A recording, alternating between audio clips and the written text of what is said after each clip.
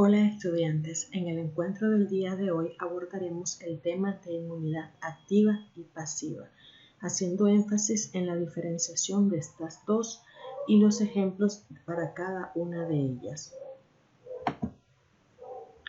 ¿Por qué es importante el desarrollo de la inmunidad activa y pasiva? Debemos recordar que algunas enfermedades transmisibles provocaron millones de muertes, entre estas la peste bubónica, la viruela y el sarampión. Los conceptos de inmunización se aplicaron desde hace mucho tiempo.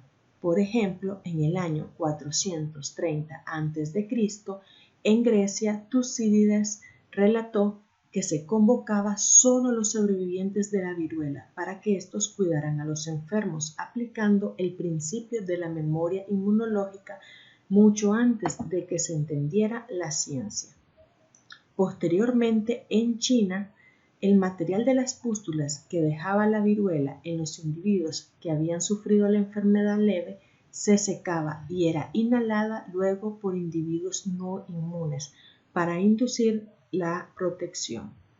Luego, en India, África y Persia, se realizaban prácticas médicas o ceremonias religiosas que involucraban la exposición intencional a la viruela como un medio para sobrevivir a brotes posteriores. Esta práctica, a veces denominadas escarificación o inoculación, que en latín significaba injerto, constituyen los primeros predecesores de la inmunización actual, a través de la práctica de la vacunación. Edward Jenner aplicó lo que era el inóculo líquido de una pústula de la viruela bovina para crear inmunidad, y este proceso se le conoció como variolización, mientras que Louis Pasteur, al realizar experimentos con pollos en los cuales él inoculaba una cepa debilitada o atenuada a la que posteriormente llamó vacuna en honor a Jenner, él desarrolló las primeras vacunas atenuadas, dentro de ellas la vacuna de la rabia. Estos dos, Edward Jenner y Louis Pasteur, influyeron en el desarrollo de las vacunas, las cuales pertenecen a la inmunización activa, mientras que Emil von Behring fue el fundador de las terapias de los sueros. Junto con Kitasato Shibasaburo, desarrollaron la terapia de suero contra el tétanos y la antitoxina contra la difteria. Fueron los primeros en demostrar que la inmunidad provocada en un animal puede transferirse a otro inyectando suero tomado del primero, y así influyeron en el desarrollo de los sueros que forman parte de la inmunización pasiva. Miremos cómo desde la implementación de las vacunas ha disminuido la incidencia de muchas enfermedades.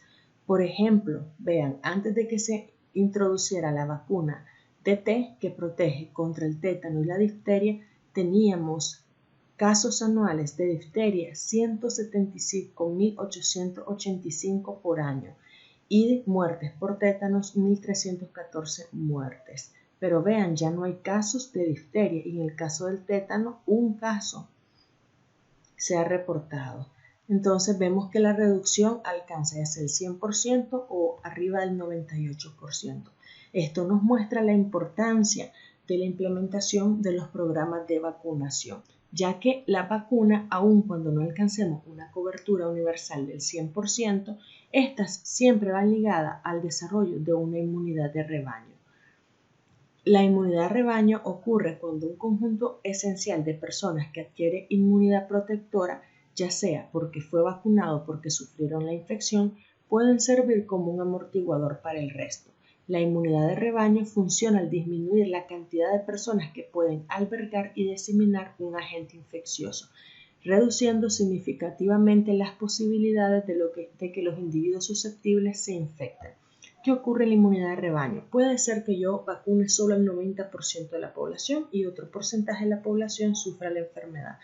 El microorganismo, pongamos el ejemplo con el COVID-19. Si la mayoría de las personas están vacunadas, entonces el COVID-19 no encuentra una persona susceptible, lo cual corta la cadena de transmisión, y estas personas vacunadas sirven como amortiguadores incluso para los no vacunados. Por eso, la vacuna es una responsabilidad de todos. Estas personas que sí se están vacunando están contribuyendo al desarrollo de inmunidad de rebaño y así prevenir lo que es la propagación del virus. Siempre ha habido controversias alrededor de la vacuna. ¿Por qué? Porque muchas personas han puesto en tela de juicio la seguridad y la eficacia de las vacunas. No se discute que las vacunas pueden producir reacciones adversas. ¿Por qué? Porque estamos administrando estos componentes de los microorganismos a individuos que son sanos y podemos tener reacciones adversas y problemas de seguridad, pero siempre se busca minimizar estas reacciones adversas y aumentar la seguridad de la vacuna a través de lo que son ensayos clínicos y la aplicación de guías de ética y buenas prácticas de laboratorio, manufactura y buenas prácticas clínicas que siempre van a velar porque la vacuna sean eficaces y sean seguras, que no provocan daño a las personas a las que se le están administrando. Por eso, el proceso para desarrollar una vacuna puede requerir mucha investigación y muchos años que van desde los análisis y estudios preclínicos que se realizan primero de forma experimental en animales y otros que luego posteriormente se realizan en individuos que sirven como prueba para la vacuna y luego van a ser administradas a poblaciones más grandes y luego comercializadas. En todas estas fases yo siempre voy a estudiar características de las vacunas como su farmacocinética, su farmacodinamia, su inmunogenicidad, pero siempre voy a velar por su seguridad y por su eficacia.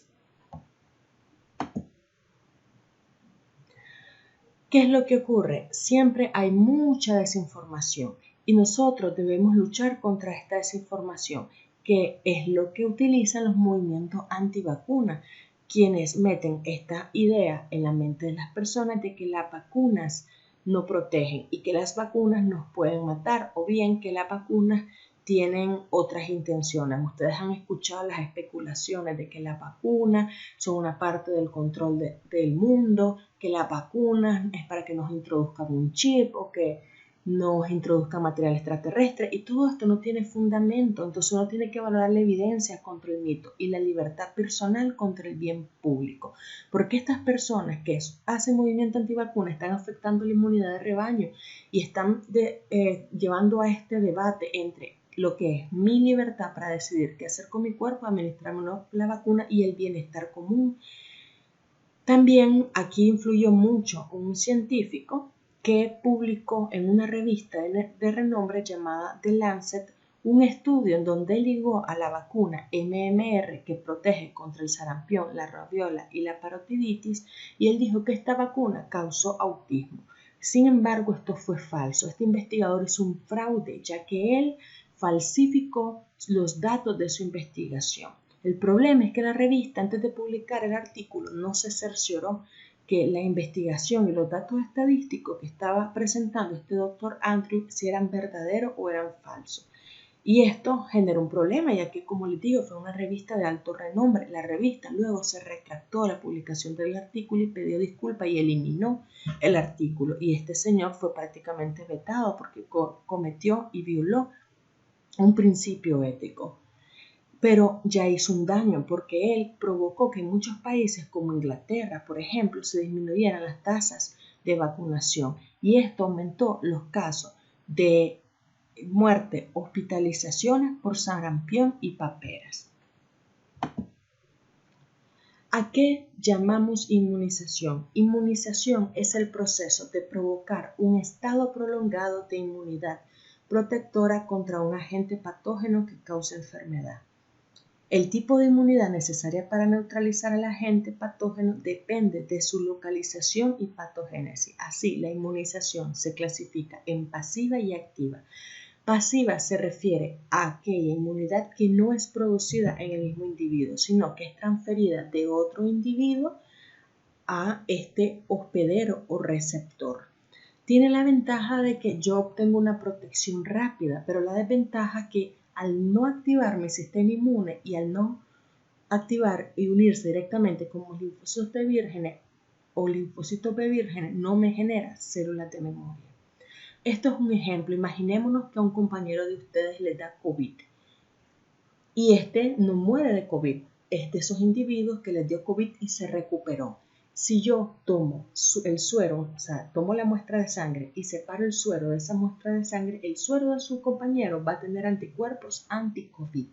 Yo pudiese transferir este suero a un paciente que se enferme del COVID y estos anticuerpos que fueron transferidos de otro individuo van a ayudarle a luchar contra la infección. Eso se llama inmunización pasiva. La ventaja es que vean que me da post-exposición una protección inmediata. La desventaja es que como yo no me enfermé y no fue que a mí directamente soy yo la que estoy produciendo esos anticuerpos, sino que alguien me los transfirió. La desventaja es que no me genera una memoria inmunológica a largo plazo, sino que el efecto, no hay memoria en este caso, sino que el efecto es producido por la producción de estos anticuerpos transferidos. Mientras que la inmunización activa es lo contrario. La inmunización activa es porque yo entré en contacto con el antígeno. O sea, a mí me dio la infección y mi cuerpo es el que está desarrollando esa memoria inmunológica. Entonces, miremos, vuelvo a repetir, la inmunidad pasiva es la inmunidad transferida de un individuo inmune a uno no inmune, sin exponer el sistema inmune a un antígeno. Se pueden transferir anticuerpos, que es el ejemplo que les di, o células preformadas a un receptor. Un ejemplo de inmunidad natural es aquellos anticuerpos que son transferidos de la madre al feto. Uno puede ser cuando el bebé está dentro del útero y eso se hace a través de la placenta. Recordemos que la inmunoglobulina G es la única inmunoglobulina que atraviesa la placenta.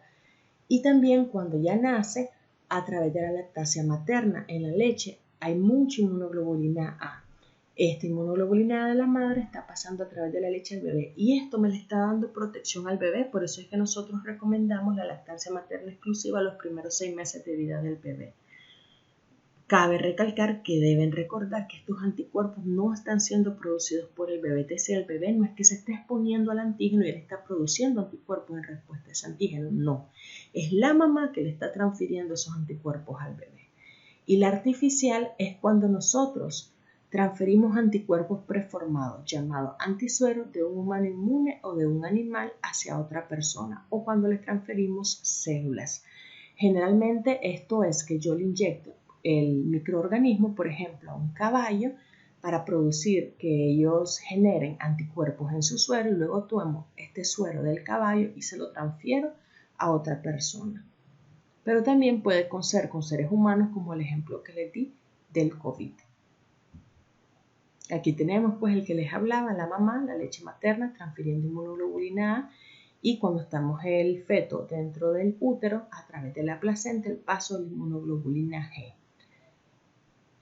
El antisuero, que como les mencioné son los sueros inmunológicos que son preparados biológicos que son producidos en otro animal o individuo y estos contienen anticuerpos. ¿Para qué son útiles? Lo podemos usar en pacientes con inmunodeficiencias. Miremos ejemplos de las inmunodeficiencias primarias que aprendimos. Si ustedes recuerdan, en el síndrome de DiGeorge, en la gamma-globulinemia de Bruton, en la inmunodeficiencia variable común, entre otras, yo les dije que una terapia era la administración de los anticuerpos que tiene deficiente el paciente y esto lo hacemos a través de los sueros. Generalmente usamos para estos sueros inespecíficos, pero también puedo administrarlo cuando yo tengo un paciente que tuvo una exposición a una toxina. Puede ser que, por ejemplo, una herida se enterró un clavo y este clavo está contaminado con Clostridium tetani, entra el Clostridium tetani y comienza a producir sus toxinas como la tetanoplasmina y yo, para que el paciente no me le dé el tétano y no se me muera, yo le puedo administrar un suero de un animal que se recuperó o de un individuo que se recuperó y transferirle este suero a este individuo. O bien puede ser porque el paciente fue mordido por una serpiente. Aquí, por ejemplo, en Nicaragua tenemos a veces mordeduras por una coral y entonces yo le tengo que administrar a este paciente un antiveneno que es un anticoral y constituye, como dice, escuchen, un anticuerpo contra ese veneno. Y esto lo tengo que hacer, ¿por qué estoy usando suero? Porque yo requiero una protección inmediata para el individuo. O bien puede ser que el paciente se expuso a un agente patógeno que puede causar la muerte con rapidez y por eso requiero un suero. Y aquí tenemos los ejemplos. Uno clásico aquí, la mordedura de serpiente. Van a ver, cuando miremos en parasitología, aquí a veces hay muchos accidentes por mordeduras de serpientes, por ejemplo en la región de Río San Juan, Matagalpa, y tenemos reportes generalmente de la gente que le dice barba amarilla a una serpiente llamada Botrops asper, o le dicen la cascabel a la Crotaloturixio, la matagüey a la Laqueximuta, y vamos a ver que nosotros tenemos un suero que es polivalente, o sea, es un suero que contiene anticuerpos contra estos venenos para neutralizarlo y así evitar que el individuo sufra las complicaciones o muerte por la mordedura de serpiente. Otro ejemplo clásico es la rabia y el tétano, entre otros. Estos sueros es importante que sepan que según su origen se clasifican en heterólogos y homólogos. Homólogos, escuchen, homo de igual, esto es, viene de un individuo de la especie humana, es decir, otro ser humano me dona ese suero que contiene anticuerpos. Pero también pueden ser heterólogos, esto quiere decir que viene de una especie diferente a la de nosotros, por eso el término hetero. Aquí tenemos, por ejemplo, los equinos, los caballos. Entonces, en los lugares donde se fabrican sueros se inyecta el microorganismo o antígeno al caballo y este caballo luego se le extrae el suero que contiene anticuerpos en respuesta a este patógeno. Por ejemplo, en Costa Rica, en el Instituto Clodomiro Picado, ahí se fabrican lo que son los sueros los sueros que contienen anticuerpos contra los venenos de la serpiente y ellos primero inyectan ese veneno a los caballos y a partir de ellos entonces obtienen los sueros. Y según su especificidad pueden ser específicos y el nombre lo dice, este es un suero que tiene anticuerpos dirigidos contra un patógeno determinado. Por ejemplo, puede ser contra el tétano o puede ser contra la rabia, pero por eso le decimos específico, porque ese suero que yo estoy administrando es contra un agente en específico y en específico sí contiene una mezcla de anticuerpos contra diferentes microorganismos y agentes. Estos se obtienen generalmente de individuos adultos normales y lo que contiene es los anticuerpos que vienen de la experiencia inmunitaria que sufrió este donante. Más que todos los inespecíficos los utilizamos para tratar las inmunodeficiencias, ya sean primarias principalmente.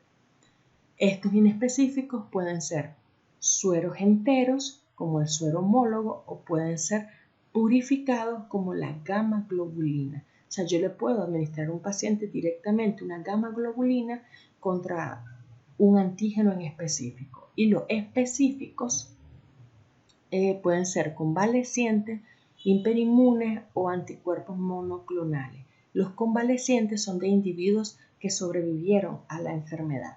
O sea, es alguien que sufrió una enfermedad y yo luego extraje su suero. El ejemplo, un paciente que se recuperó y sobrevivió al COVID.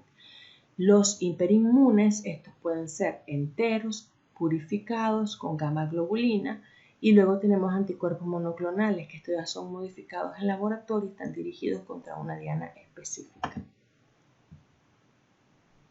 Y aquí lo que le decía, los homólogos es de un mismo ser humano y los heterólogos son de animales jóvenes, generalmente equinos, caballos.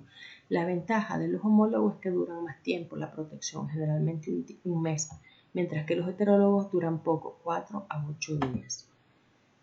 Y aquí teníamos, ¿verdad?, las indicaciones, como les decía, los inespecíficos para las inmunodeficiencias y los específicos para infecciones bacterianas, virales, mordeduras de serpiente, veneno de arañas, o el rechazo de injertos en el caso de inmunosupresión con suero antilinfocítico.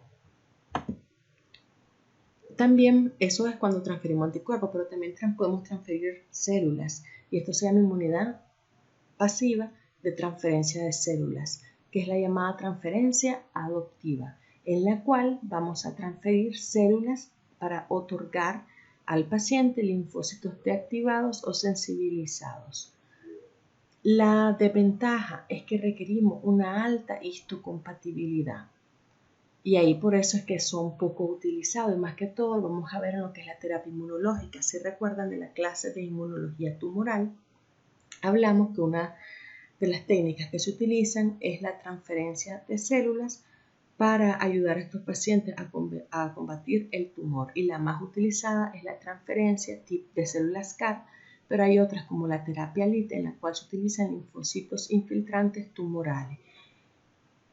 En el caso del cáncer, ¿qué es lo que hacemos en la terapia CAR? Primero extraemos el suero del paciente para obtener células linfocitos T a los cuales se les altera el antígeno y se produce un TCR que tiene un antígeno quimérico que tiene mayor capacidad para detectar los antígenos tumorales y atacar a las células tumorales. Los invito a ver el video para que logren entender un poco mejor este procedimiento.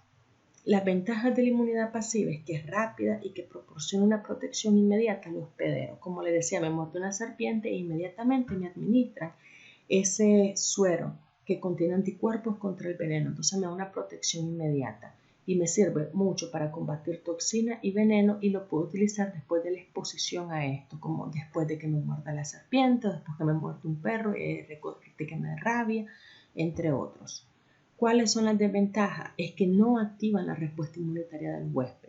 Por este motivo no producen memoria y esto hace que la duración de la protección sea corta, es una protección transitoria.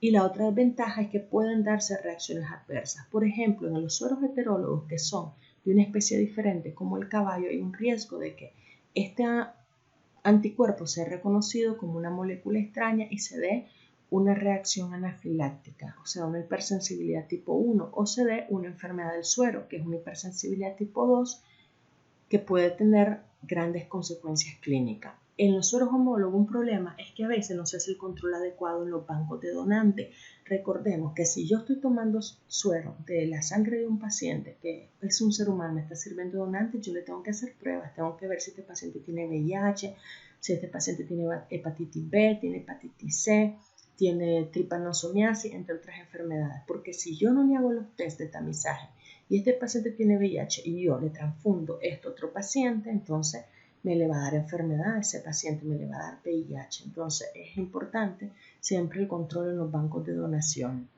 Y en la transferencia celular, como son células que son inmunológicamente activas, las que estoy transfiriendo, como linfocitos T modificados, estos linfocitos T pueden atacar al mismo hospedador y producir una enfermedad de injerto contra el huésped. Ahora miremos la inmunidad activa. La inmunidad activa es aquella inmunidad que es producida por el cuerpo luego de ser expuesta a un antígeno. Es decir, aquí me tuve que exponer al antígeno, ya sea porque me enfermé, que sería la natural, o bien porque me vacunaron, que sería la artificial. Entonces aquí tenemos la natural, un ejemplo, a mí me da gripe, o por un ejemplo, rinovirus. Entonces yo obtengo una memoria inmunológica contra este rinovirus y ya entonces obtengo una defensa contra él. Es de larga duración porque yo fui expuesta al antígeno y se me activaron las células de memoria. O puede ser artificial, que lo más común son las vacunas. La vacunación es la exposición intencional a formas modificadas o partes de un patógeno que no causan la enfermedad. Es decir, lo que yo le administro no me está causando la enfermedad, solo me está activando el sistema inmune para producir memoria. La ventaja de la inmunidad activa es eso, que activan células específicas de antígenos para generar memoria. Y esto me genera una protección de larga duración. Y las vacunas, como habíamos mencionado, inducen inmunidad de rebaño. Entonces vemos aquí en Nicaragua la primera jornada de vacunación se realizó en el año de 1979. Desde que se inició la vacunación vemos que hay muchas enfermedades en las que Nicaragua ya recibió la certificación de que fueron eliminadas de nuestro país, como la poliomielitis, que ya fue erradicada, y la viruela. Por ejemplo, nuestro último caso de poliovirus salvaje fue en el año de 1981, y así para otras enfermedades. Y ahí podemos ver que a medida que se aumentan las tasas de cobertura de la vacuna, vean cómo disminuye la incidencia de los casos. De ahí es la importancia de hacer conciencia a las personas que se vacunen y recordar siempre lo del acto altruista. Si yo me vacuno, eso ayuda a proteger a los que no están vacunados gracias a la inmunidad de rebaño. Si las personas no están vacunadas, como ven aquí, entonces el virus o el microorganismo se puede propagar fácilmente. Pero a medida que yo aumente el número de personas vacunadas, entonces ya no hay un individuo susceptible y se corta la cadena de transmisión del microorganismo. Y aquí lo mismo, yo tengo un paciente infectado, pero si yo tengo un paciente que está vacunado, entonces el virus no puede pasar a este individuo inmune. Y este individuo inmune, que es el que es la persona responsable, consciente, que se va a vacunar, de forma indirecta está protegiendo a los que no están vacunados, porque aquí está cortando la cadena de transmisión. Entonces vuelvo a repetir, pongamos en una balanza lo que nosotros llamamos libertad de decidir, de que si me pongo o no la vacuna versus el bienestar común. Y aquí luchar pues contra los grupos de antivacunación. Les explicaba el caso en donde que se había ligado la MMR con el desarrollo de autismo y esto resultó falso. Las vacunas no producen autismo. Ese artículo era falso. El MMR, esta vacuna no produce autismo. Y vean el problema de la desinformación y las mentiras. Cuando salió el artículo de este señor, provocó que en Inglaterra las coberturas de la vacuna del MMR se reducieran. Vean, y esto provocó que se aumentaran los casos de sarampión, parotiditis y rubiola. Vean cómo una mentira puede afectar nuestras coberturas de vacunación y aumentar entonces la incidencia de estas enfermedades que son prevenibles. Y vuelvo a repetir, siempre la Organización Mundial de la Salud y las farmacéuticas que trabajan en el desarrollo de la vacuna se deben de asegurar de la eficacia y lo que es la seguridad de la vacuna. Y ellos lo hacen a través de ensayos preclínicos que hacen en animales, primero en ratones, por ejemplo, estudian la eficacia y la seguridad de la vacuna, a ver si al ratón la vacuna le da un efecto teratogénico, cancerígeno o X reacción. Y después en pequeños grupos de humanos, comienzan en la fase 1, que son pequeños grupos de voluntarios, pueden ser 10, 20, 30 voluntarios. Si ellos van viendo que la vacuna es segura, entonces aumentan ya la cantidad de individuos que incluyen en el ensayo. Y al final, ya cuando pasan a fase 3 y 4, ya usan poblaciones extendidas y poblaciones generales y hacen farmacovigilancia para valorar las reacciones adversas medicamentosas. Recuerden investigar los conceptos de vacunación, inmunización, inmunoprofilaxis, inmunoterapia, eficacia, seguridad y reactogenicidad de las vacunas. La vacuna se clasifica según sus componentes en vacunas vivas, que también se les llaman atenuadas, inactivadas, también llamadas de patógenos muertos, las de macromoléculas purificadas, que se les llaman vacunas de subunidades, las cuales se subclasifican en toxoides cuando contienen una toxina inactivada, polisacáridos capsulares como la del neumococo, se utiliza la cápsula como antígeno para producir la vacuna, antígenos proteicos recombinantes, se utilizan un antígeno del microorganismo, por ejemplo el VPH, utilizan la proteína L1 y recombinantes porque fue modificada por ingeniería genética conjugada cuando se une un polisacárido con una proteína para potenciar la respuesta inmune. De vectores recombinantes cuando utilizan un microorganismo atenuado como un virus o una bacteria para aportar el gen que codifica el antígeno contra el cual queremos protección. De ADN, que como el nombre lo dice, utilizamos un plásmido de ADN para introducir la secuencia que está codificando para el antígeno del microorganismo al cual yo quiero brindar protección. Y de ARN mensajero, si yo introduzco una secuencia de ARN que codifica y se traduce a una proteína del microorganismo contra el cual yo quiero generar inmunidad. Cada una de estas vacunas tiene ejemplos, tiene ventajas y tiene desventajas que vamos a ir abordando más adelante. Aquí sí las tienen resumidas, pero yo las voy explicando una a una. Entonces comencemos con las vacunas de patógeno vivo o las vacunas también llamadas atenuadas. Aquí yo lo que hago, el nombre lo dice, es atenuar al microorganismo, es decir, disminuir su virulencia.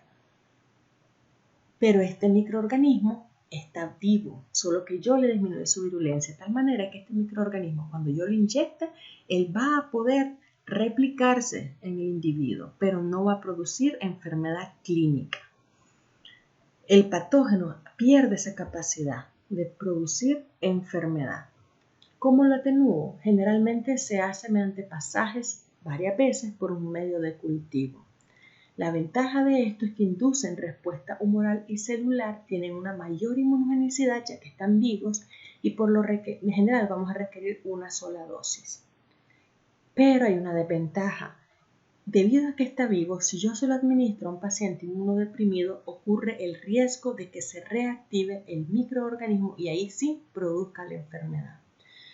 Ejemplos de esas vacunas utilizadas en Nicaragua están la vacuna contra la poliomielitis, que es la OPV, llamada también vacuna de Sabin, que es una vacuna oral que se administraba a los 2, 4, 6 meses como unas gotitas que tomaba el bebé, y en esa gotita estaban los virus de la poliomielitis de forma atenuada. La BCG, que es el bacilo de Calmette-Guerin, esta contiene una cepa atenuada del Mycobacterium bovis y este genera protección contra la tuberculosis.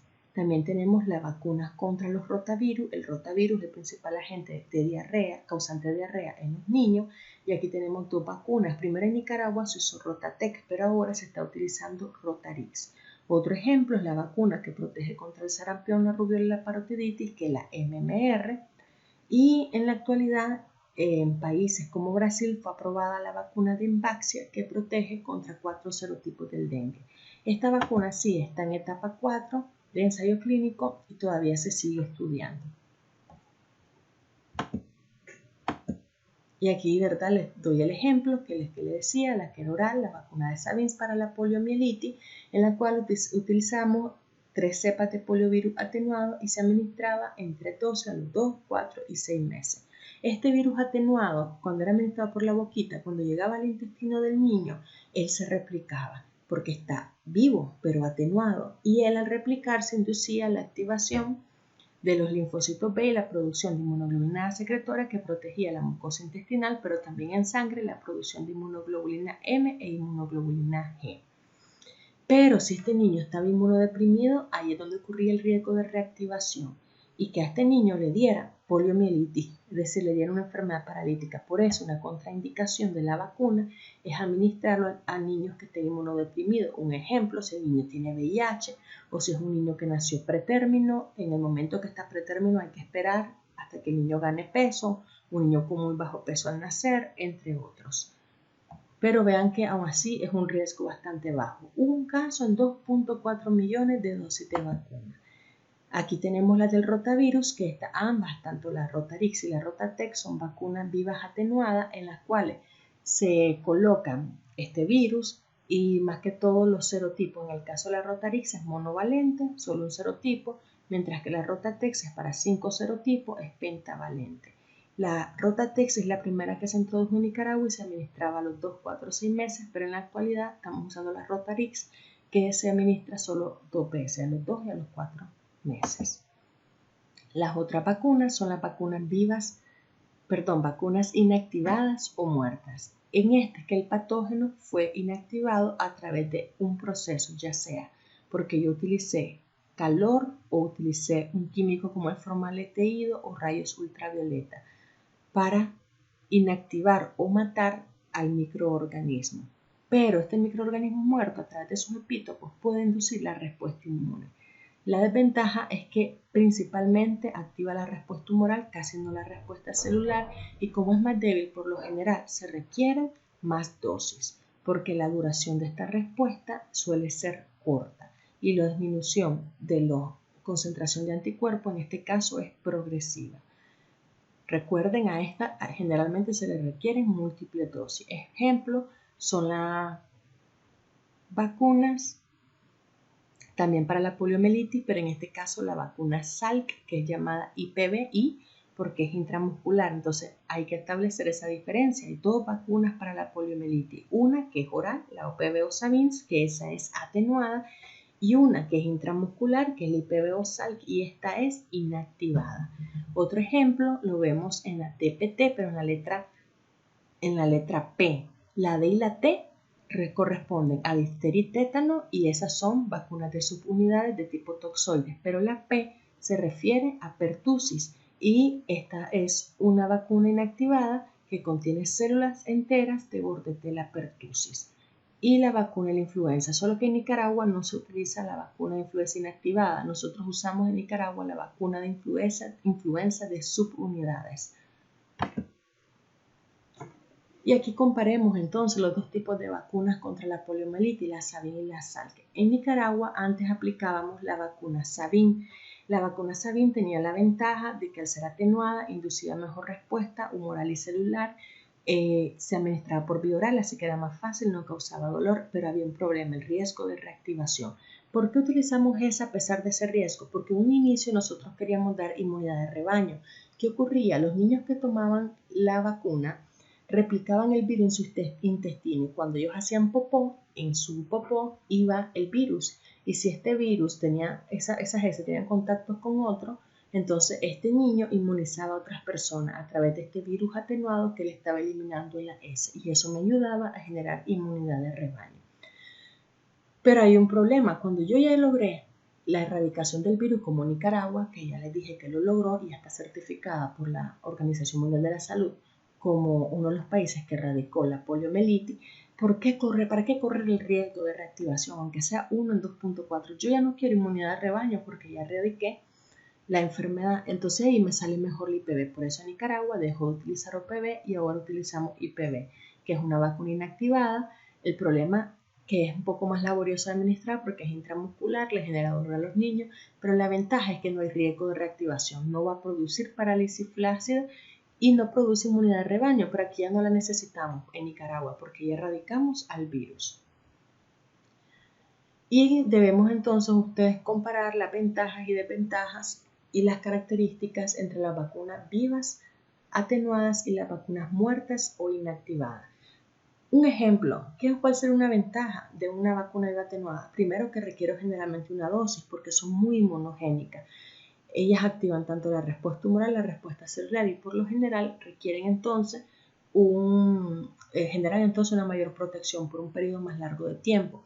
Como son muy potentes inmunogénicamente no requieren adyuvantes. Y la otra ventaja es que la mayoría se administran por vía oral y otras pues por vía parenteral. La desventaja de esta es siempre el riesgo de reactivación. Las inactivadas, la ventaja es que no hay riesgo de reactivación porque ya están muertas, pero también tiene desventajas. Requieren múltiples dosis, solo activan la respuesta humoral, por lo general requieren por eso adyuvantes, entre otras. Y luego tenemos las vacunas de subunidades que están constituidas por macromoléculas purificadas y como les mencioné se subclasifican en toxoides, polisacárido capsular, antígeno proteico recombinante y las conjugadas. Las toxoides son aquellas que agarré la toxina de una bacteria y la inactivé. Un ejemplo, la toxina del tétano o de la difteria. Un polisacárido capsular utiliza la cápsula del microorganismo para fabricar la vacuna, como ocurre con Streptococcus pneumoniae o neumococo. Puede ser que utilice un antígeno proteico que lo modifique por ingeniería genética recombinante, como ocurre con las proteínas L1, L2, L3 del virus del papiloma humano, entre otros, y conjugadas cuando mezclo un polisacárido con un antígeno proteico para producir mayor inmunogenicidad. Las vacunas de subunidades tienen ventajas y desventajas. Una desventaja, por ejemplo, si solo fueran de polisacárido aislado sin nada más, es que funcionarían como un antígeno timo independiente. Y si recuerdan, los antígenos timo independientes activan directamente a los linfocitos B sin ayuda de los linfocitos T. La desventaja es que no producen diferenciación de los linfocitos B en células de memoria, es decir, no generan memoria y tampoco ocurre cambio de isotipo, solo se produce inmunoglobulina M. Por eso es que generalmente cuando es polisacárido lo más conveniente es utilizar vacunas conjugadas, en donde yo uno ese antígeno polisacárido con un antígeno proteico para convertirlo en un antígeno timo-dependiente y así poder generar memoria. La de las toxoides, que les había dicho que son toxinas inactivadas, la clásica es la vacuna de T, que se utiliza una toxina inactivada o modificada de la difteria y del tétano. La otra que hemos visto, que era bacteriana, son los polisacáridos capsulares, donde les decía que el ejemplo clásico es la vacuna del neumococo, donde nosotros tenemos dos tipos de vacuna. Tenemos la del adulto, que es la vacuna antineumónica 23 valente. Esta es una vacuna no conjugada y la aplicamos generalmente a adultos. En el caso de Nicaragua está restringida a pacientes mayores de 60 años, pero también para pacientes que tienen enfermedades crónicas. Yo puedo tener un niño, por ejemplo, con asma bronquial y este niño sí podría indicarle su vacuna, solo que para niños es otro tipo, vamos a ver. Y en los pacientes adultos con enfermedades crónicas, por ejemplo, un paciente con EPOC, un paciente con diabetes, yo utilizaría esta. Deben grabarse eso, que la vacuna antineumónica 23 valente es para adultos y no es conjugada. Otro ejemplo es la vacuna para la Neisseria meningitidis o meningococo.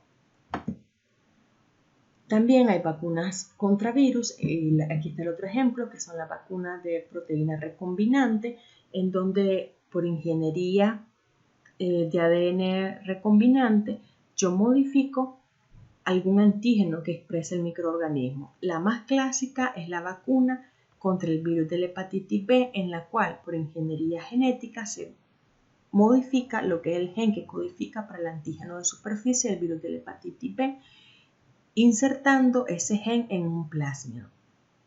Luego este gen es insertado, este plásmido, en unas células de tipo levadura para que éstas comiencen a codificar el antígeno superficie del virus de hepatitis B.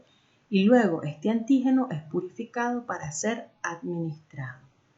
Otro ejemplo es la vacuna del VPH que previene el cáncer cervicuterino, donde utilizamos la proteína L1 recombinante, y aquí tenemos la vacuna Gardasil y Cervarix.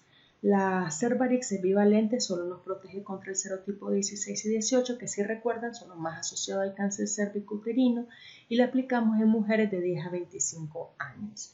En el caso de la vacuna Gardasil es tetravalente, protege contra igual los serotipos de alto riesgo como el 16 y el 18, pero también contra los serotipos 6 y 11, que acuérdense que esos no producen cáncer y se asocian más a lo que son las verrugas anogenitales. Y ese se administra en mujeres de 9 a 26 años. Y tenemos la Gardasil 9, que es la nonavalente.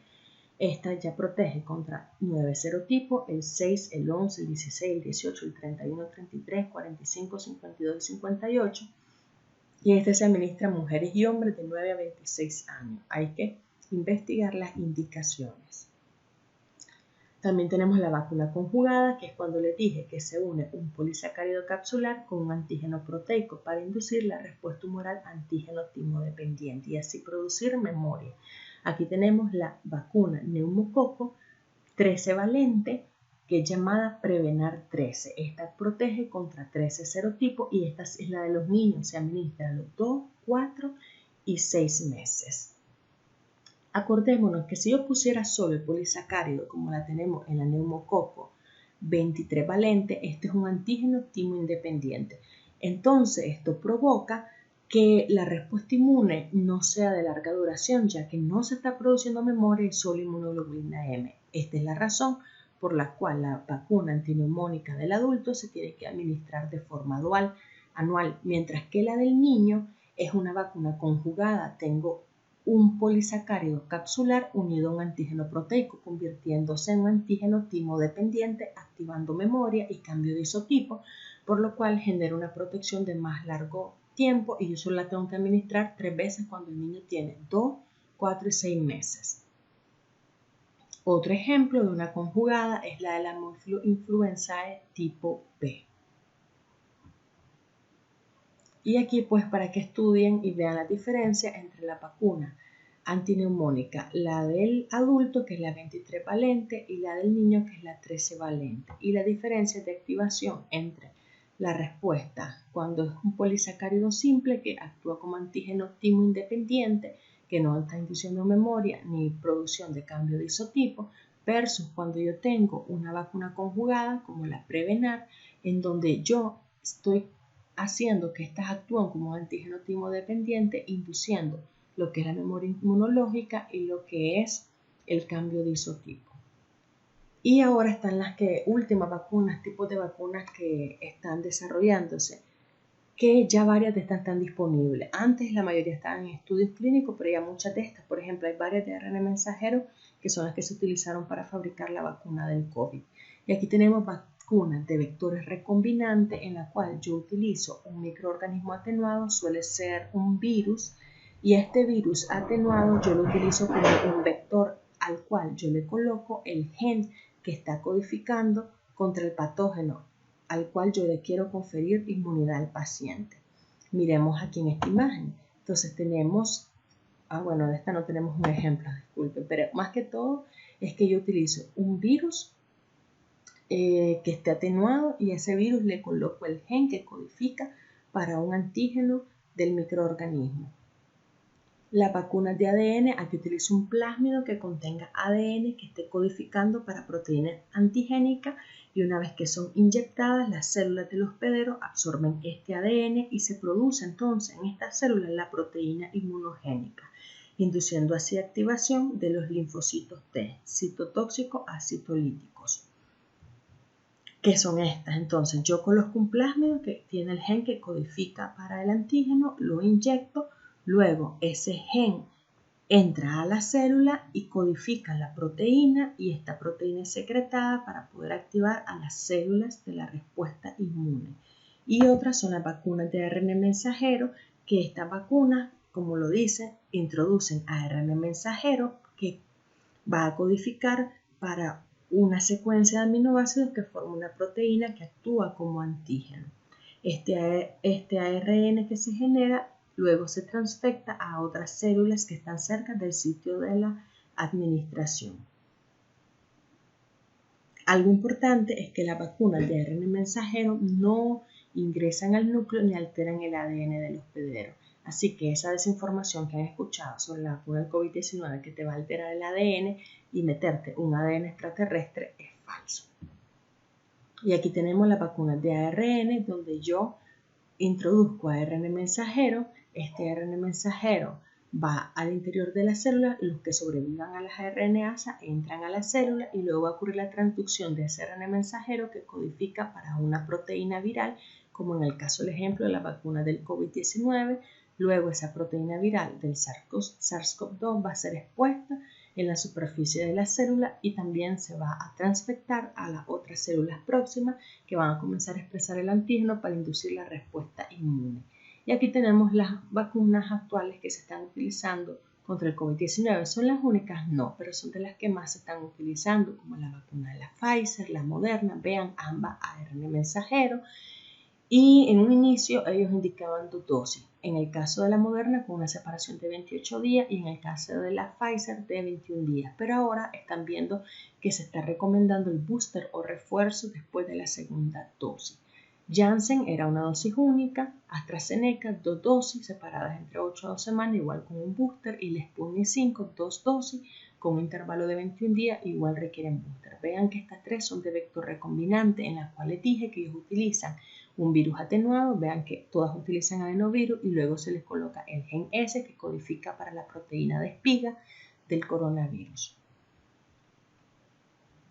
Y ahí viene la importancia del refuerzo. Ahorita, muchachos, estamos en esa etapa con la vacuna del COVID-19. O sea, los que ya tienen su esquema completo deben ir a buscar, si ya se pusieron sus 2 primeras dosis, deben ir a buscar el refuerzo, el booster, ya que esto aumenta la efectividad de las vacunas. ¿Por qué? Porque nos está potenciando la eficacia de esta. Y eso nos va siempre, acuérdense, a generar inmunidad de rebaño y disminuir entonces la infección severa, las hospitalizaciones y las muertes. Y ahí está la importancia, ustedes ven las tasas, ¿verdad? Cómo son de vacunación si no hay refuerzo y cómo, la morbimortalidad si no hay refuerzo y si ocurre refuerzo, cómo se reducen los casos, las hospitalizaciones y las muertes. Algo importante es que muchas vacunas requieren adyuvantes, sobre todo las vacunas de microorganismos muertos o inactivados. Los adyuvantes son sustancias que se agregan a las preparaciones de las vacunas para mejorar la respuesta inmune, ya que ellas buscan cómo aumentar la inmunogenicidad.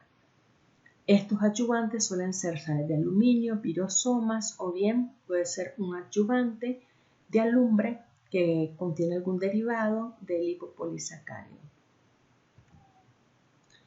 Ustedes deberán como tarea, una vez que hayan leído la clase, llenar este recuadro indicando la composición de cada uno de los tipos de vacunas, cómo se producen, si requieren o no requieren refuerzo, el tipo de inmunidad que ellos activan, o sea, activan la rama humoral o la rama celular, si tienen riesgo de reactivación, o sea que hay una reversión de la inactividad del microorganismo, cuáles son las ventajas, las desventajas y ejemplos. Hagamos uno.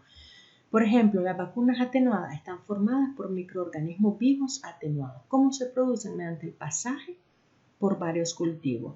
¿Requieren de refuerzos estas vacunas? Por lo general, no. Ciertas excepciones van a requerir. ¿Por qué no? Porque acuérdense que al estar vivos y atenuados, ellas pueden replicarse. Si bien no producen la enfermedad, pueden replicarse induciendo activación de la rama humoral y la rama celular. ¿Hay riesgo de reversión? Sí, ese es un problema, son reactógenas, porque si la administro a un individuo inmunodeprimido tengo el riesgo de reactivación. Ventaja es que me generan una inmunidad a mayor plazo, generalmente solo requieren una dosis, no suelen requerir refuerzo. Las desventajas es que hay un riesgo de reactivación y el ejemplo, habíamos visto la vacuna Sabin, que es la vacuna oral para la poliomielitis, la vacuna del rotavirus y la vacuna del MMR, y eso van a ser con el resto de la tabla. También ese es el criterio de clasificación más utilizado para la vacuna en base a su composición, pero hay otros que los clasifican en base al tipo de microorganismos, si son virus o bacterias, en base al tipo de partículas, si son enteras o están en subunidades, en la forma en que se fabrican, si son sintéticas o recombinantes. Hay otras, según cuántos serotipos tengan, pueden ser vacunas monovalentes de un solo serotipo, pueden ser vacunas polivalentes donde hay más protección para varios serotipos, las mirabas como la vacuna Gardasil, la tetravalente y la nonavalente. Están las vacunas combinadas que estas protegen, las que son monovalentes y polivalentes para un microorganismo. Un ejemplo, la vacuna Gardasil, la nonavalente, son 9 serotipos pero contra un mismo microorganismo, virus papiloma humano. Pero cuando yo digo vacunas combinadas, son vacunas que contienen protección para diferentes microorganismos. Aquí tenemos la pentavalente, por ejemplo, que protege contra 5 microorganismos. Entre estos, la difteria, la pertussis, el tétano, lo que es el virus de la hepatitis B y el Haemophilus influenzae. O otra, por ejemplo, el MMR, que protege contra el sarampión, la rubiola y la parotiditis. Estas decimos que son combinadas. Y aquí tenemos pues los ejemplos que les estoy dando para cada una de esas vacunas. Y aquí tenemos el esquema de vacunación de Nicaragua, el cual ustedes también deberán estudiar, ya que cuando sean médicos van a tener que cada vez que llegue un niño revisarle su tarjeta o un adulto y ver cuál es la vacuna faltante y deben memorizar este cuadro. Y ese esquema nacional van a hacer lo siguiente, van a colocar el nombre de la vacuna y de esa vacuna van a indicar el tipo de vacuna, sus componentes principales, el tipo de virus, el tipo de respuesta inmune que induce, la dosis, la vía de administración y la edad de administración. Un ejemplo, pongamos la BCG. La BCG, ¿qué tipo de vacuna es? Es una vacuna de un microorganismo vivo atenuado. ¿Cuál es su composición? Tiene un bacilo, que es el Decalmethequerin, que es una cepa de Mycobacterium bovis que está atenuada. ¿Qué tipo de respuesta induce? Como es una vacuna de microorganismo vivo atenuado, induce activación tanto de la respuesta tumoral como la respuesta celular, activa las dos ramas, dosis y vía de administración. Esta la debemos administrar, recuerden, a los recién nacidos y nosotros la administramos de forma intradérmica, es decir, en un ángulo de 15 grados, y administramos 0.1 ml por lo general. Y la edad de administración, como les dije, son recién nacido. El niño nace, nosotros tenemos que citar en esos primeros 7 días de vida para administrar la vacuna BCG. Y así van a ir, después van a poner un ejemplo, la vacuna IPV, que es la vacuna intramuscular para la poliomielitis, tipo de vacuna inactivada, porque esa es la del SALC. Componentes principales, virus de la poliomielitis 1, 2 y 3. Tipo de respuesta, como es inactivada, más que todo respuesta tumoral, dosis y vía de administración, la vamos a administrar intramuscular y esta la vamos a administrar a los 2 y a los 4 meses, 0.5 ml y de edad de administración 2 a 4 meses. O sea, tienen que ir viendo esa tabla, poniendo la composición de estas vacunas, indicar la dosis que van a administrar. O sea, todo esto lo tienen que revisar aquí. También de tarea, establecer la diferencia entre Rotavirus y Rotatek, que las pueden encontrar en la clase, los tipos de vacunas del neumococo y sus indicaciones, como había dicho, la vacuna la 23 valente del adulto y la 13 valente del niño. Y aquí viene la tarea. Tienen que investigar sobre la vacuna de la malaria. Y eso es un éxito que se logró el año pasado. Fue aprobada la vacuna de la malaria, muchachos. Eso es algo grande. Fue una de las vacunas más difíciles de desarrollar. Llevan años investigando para poder dar por aprobado demostrar que la vacuna tuviese eficacia y seguridad, y este es un logro para África, donde hay muchas muertes, muchos niños se morían, millones, por desarrollar malaria, principalmente ahí por Plasmodium falciparum. Entonces ahí viene la tarea, ¿contra cuál? Ahí más o menos le voy dando la pista, ¿contra cuál de los Plasmodium defiende? ¿Cuántas dosis se están administrando? ¿Cuál es su composición? ¿A qué edad se está administrando? Igual para la vacuna de la Dengvaxia. Investigar todo esto. Y les quiero volver a hacer énfasis. Ustedes como estudiantes que ahorita están llegando a hacer sus prácticas médicas comunitarias, debemos crear conciencia en la población, que ellos no escuchen esa desinformación que nosotros a veces vemos en los medios de comunicación como WhatsApp, Instagram, Twitter, entre otros, donde a veces la gente dispersa y propaga datos falsos, que dice que la vacuna del COVID mataba, que la vacuna del COVID era para que nos metieran un chip, que era para que nos modificaran el ADN. Entonces, a veces el peor enemigo somos nosotros mismos, los seres humanos, con la desinformación. Y ahí están, ven, riéndose todos esos microorganismos porque estamos creyendo esas mentiras que se dicen sobre las vacunas. Recuerden evitar la desinformación y fomentar lo que es la vacunación segura y eficaz en nuestras comunidades para así prevenir las enfermedades. Muchas gracias por su atención y éxito durante su aprendizaje.